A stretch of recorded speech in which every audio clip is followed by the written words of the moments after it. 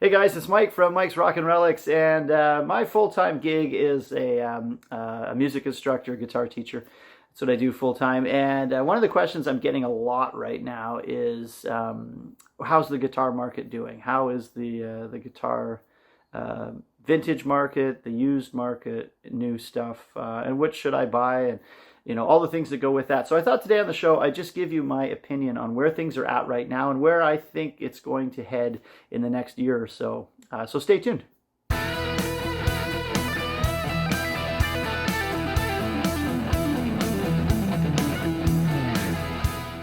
So before we get started, I just want to re-emphasize that this is just my opinion. It's not, I don't pretend to be an expert on this at all, but this is just what I see as someone who deals with this a lot, and my thoughts right now on how things are currently going in the guitar market. But I certainly welcome your feedback and comments and opinions on this because different parts of North America will see things differently, and so will the UK and things like that. I'm located in Canada. It's a different market. I'm near Toronto, so I'm near a metropolitan city. Lots of people, lots of guitars. So this is where I'm finding the market in my area. So just wanted to kind of clear that up before we get into it. So I think when we start talking about the guitar market, we have to kind of divide it into a few different areas. First, we have vintage instruments. So I'm going to say anything maybe prior to, at this point, say 1995 and back. Let's just say that. And then we have the used market of stuff from 95 to 2024.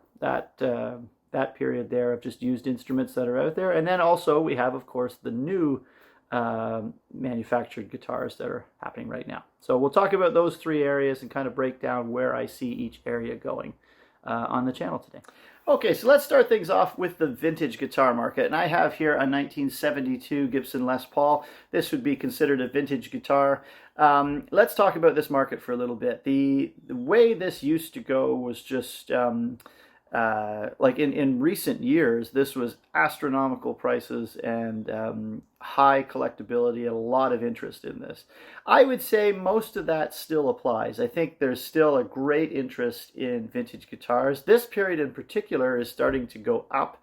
The 1970s stuff seems to be fetching more and more than it ever used to, even though there's more of it out there.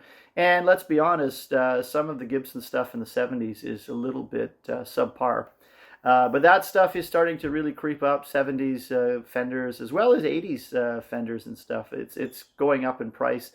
The problem I see with the vintage stuff is as years go by, it's older and older and older, and it takes a lot of maintenance to keep these guys in playing condition and up and running, and it's costly to do that. A friend of mine just had a Gibson Hummingbird from the 70s, and it needed about $2,000 worth of work to get it playable again. And it's just sort of like at that point, you have to be quite invested in that guitar. It was a family heirloom. It was something that he wanted. But that's a lot to invest in a guitar that is already an investment to get into. So it adds up. But it's like if you want a classic car or something, it's an original artifact from that era, and they are getting scarcer right now. I'm going to say that because I think there's also a huge group of people that are the boomer generation that have these guitars, and they had the money to get into that market and were affluent enough to get and tap into the vintage guitar market in the early 2000s and even in the 90s. And as things have gone up, they've held on to their guitars, but eventually, as they're now in their 70s, things are going to start to, I think, loosen up. And I think a lot of those players are going to stop playing. Just time will catch up with them. Their hands aren't going to do it anymore. And they may keep one or two, but they might not keep 10. And you might see a whole pile of vintage guitars all of a sudden on the market. Just as people age out of the hobby or age out of playing, even if they're performing, they'll reach a point where they just can't do it anymore. And you'll see this market, I think, in the next coming years flood with vintage gear. Will the younger generation, even my generation, have interest? Certainly have interest. Whether or not it can be afforded at that price, I don't know. And that's where I think the market will maybe start to change. So I think it's safe to say with vintage guitars, it's the old supply and demand thing. If there's still a huge demand for vintage guitars and there's less of them, then the price will go up. I think if the market does get flooded and there's not as much demand for them, I think you'll see prices go down. So it's a tricky spot we're in right now. Nobody can really predict the future, but I know from teaching a ton of kids, vintage guitars aren't really high on their radar, and very few of them actually have an interest in that. So down the road, I don't know. Hard to say what they're going to be, but I think it's going to go down. That's my opinion. Okay, so let's take a look at another Les Paul. This Les Paul is a 1990 Gibson Les Paul, and this was a 1960s a 1960 reissue, tribute model to 1960. It's a classic. It's the Les Paul Classic. And on the pickguard, which I have off right now, has a gold 1960. So it was sort of a commemorative issue. This is a guitar that I think is a great value right now. And this is something that I think is overlooked. So, you know, you can get a used one of these for, like in Canada anyway, for somewhere around $2,000. Now, if you're thinking about buying a new Les Paul, it's going to be $2,800 to $3,500, somewhere in there. Whereas, and to me, not as well made as this era was. So this is to me a good value at around $2,000 if it hasn't been beat up too much and it's been, you know, played normal wear. I think this is a great way to get the Les Paul, and sometimes you can even get that for a little less. I think I paid $1,700 for this, which is perfect, and I'm thrilled with it. I use it all the time. It sounds great, plays great. It's held up really well. And down the road, the resale, I think I'll always be able to get that for it.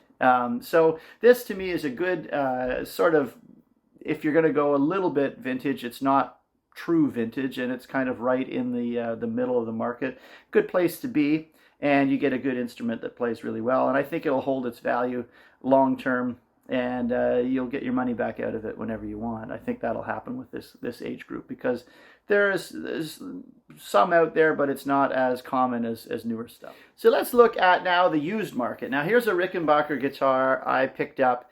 This is a 2009. I bought it used from another player. Plays great, does everything it's supposed to, but it was half the price because it was used, and it's not vintage, so it falls into the newer, more modern category.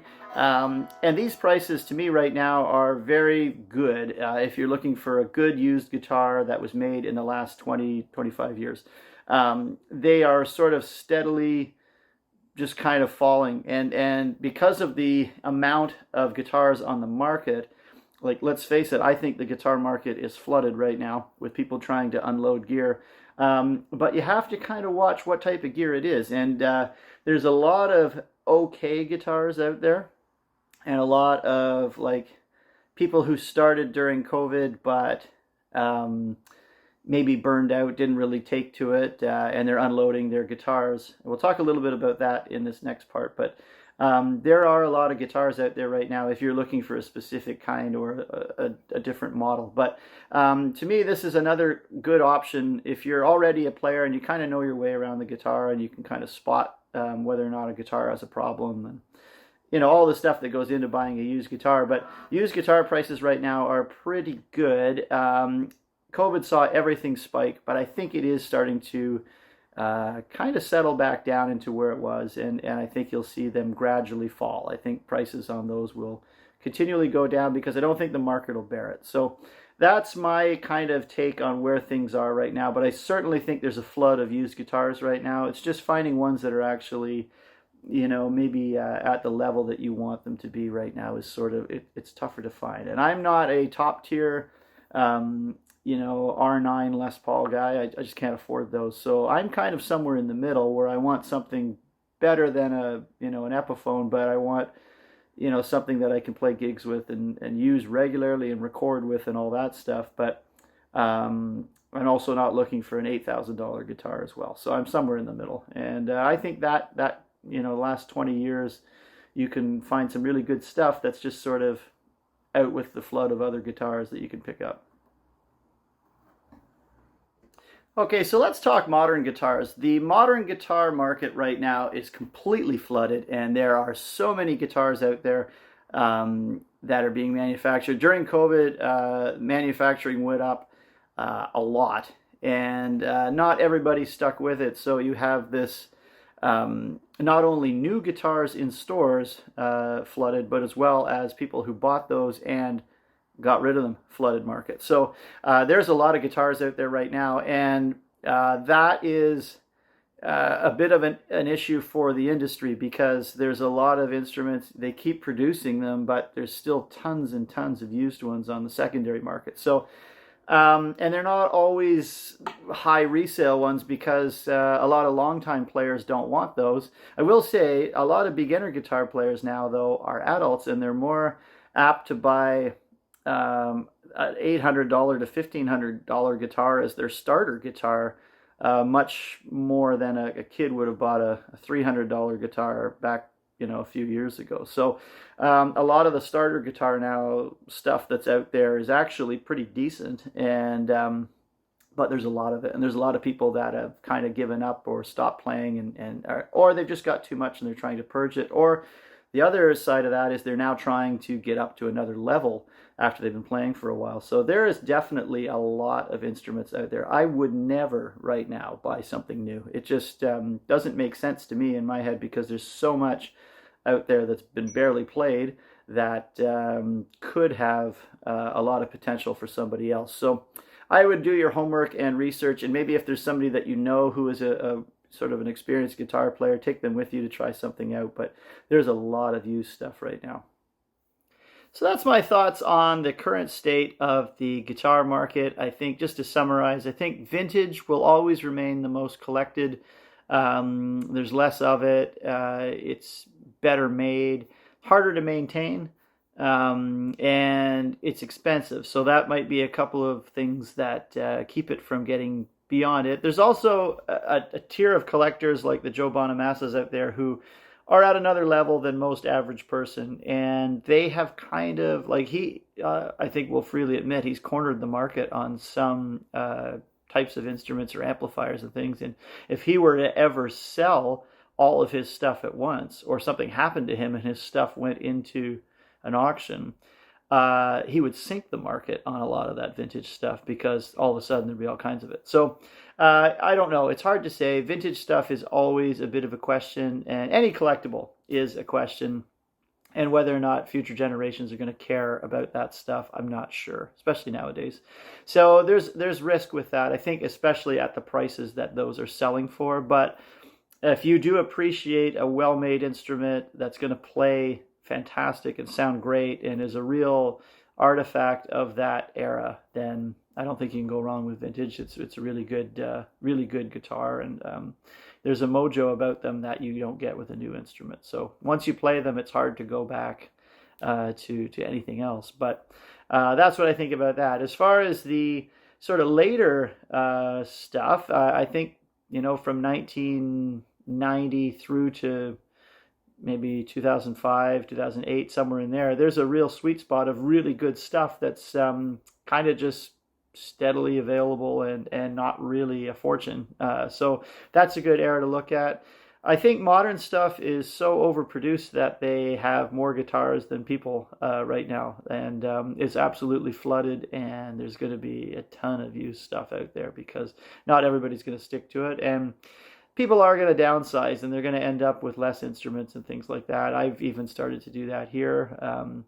We just don't need that many, and I find when the economy sort of starts to shrink and things get a little tight, well, maybe a guitar could go. But what happens is everybody starts to do that, and all of a sudden there's a lot of them out there, and I don't know. It's to me, it's a tricky time right now. I think it's a buyer's market. I think you can get a really good deal if you're looking for a guitar, and I think you can get a really good price on something. So I wouldn't be apt to be a seller right now. I think you're not going to get potential for what you have, and it'd be better to hang on it, unless it's something that you don't think is going to have a lot of long-term value. If it's something new and you just want to move it on, why not put it out with the rest of them? So there you go. That's my thoughts, and I hope you enjoyed that.